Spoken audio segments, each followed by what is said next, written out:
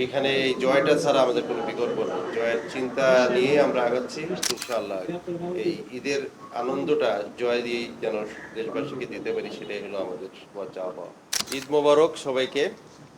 আহ, আসলে ঈদ উদযাপনটা সবাই চায় যে সবাইকে নিয়ে, বাসার সবাইকে নিয়ে ঈদ করাটা, পরিবারকে নিয়ে, বন্ধু বান্ধবকে নিয়ে। তো বিগত দিনে আমাদের এমনও হয়েছে যে আমরা দেশের বাইরে ছিলাম। তো যেহেতু এখানে আমরা দেশের মধ্যে আছি, দেশের মধ্যে আসলে ঢাকার মধ্যেই আছি, তো ঈদটা আসলে এইভাবে এখানে আমার অত খারাপ লাগছে না, কারণ যারা ঢাকার বাইরে থাকে তারা আমাদের সাথে এখানে আছে। তো আমরা কিন্তু ভিন্ন আঙ্গিকে হামজাকে নিয়ে উপলব্ধি করলাম আজকে, যে এটা যে ঈদের পরে যে জামাতের কোলাকুলির পরে যে একটা আসলে কি বলে এই ফুটবলের ফুটবলের যে শেল্ডিং, যেটাকে আমরা বলি না, শেল্ডিং এর একটা এক্সারসাইজ হয়ে গেছে, যে কিভাবে শেল্ডিং দিতে হয় আর কি। অনেকদিন পরে সেই চর্চাটা আবার হয়েছে। এনিওয়ে, সবাইকে ঈদ মোবারক আবারও।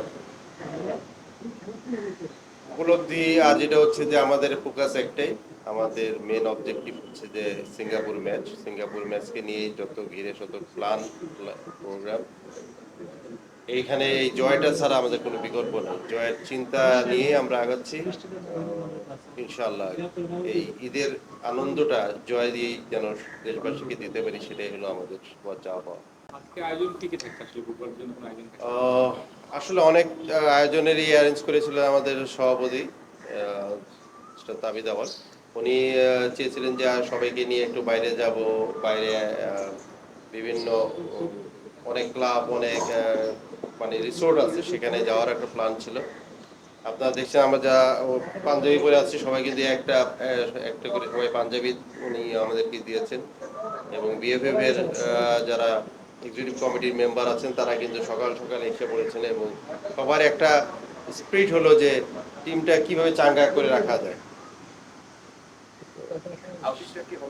সে আউটিংটা আসলে আমরা বাদ দিয়েছি, যেহেতু আমাদের আউটিংটা বাদ দেওয়ার এর কারণটা হচ্ছে যে আমরা চাচ্ছি যে এই জিনিসটা, যেটা আমাদের একটা রেগুলার ট্রেনিং এর যে সেশনটা চলছে, সেখানে যেন কোনো ব্রেকআপ না হয়, কারণ আমরা একটা জায়গায় গেলাম আবার আসলাম, একটা হ্যাসেল হয়ে যাচ্ছে। তো সেহেতু আমরা ম্যাচের বিপরে এই জিনিসটাকে বাদ দিয়েছি। ইনশাআল্লাহ ম্যাচের পরে হলো।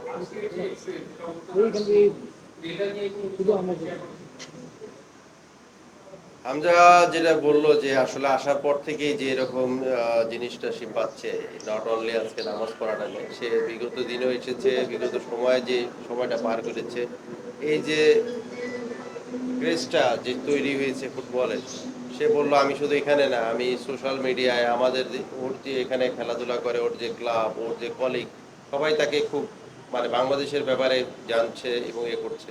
বললো যে যে কোনো জিনিসই এখন যাচ্ছে, এবং সেটা আমি এটা পাচ্ছি।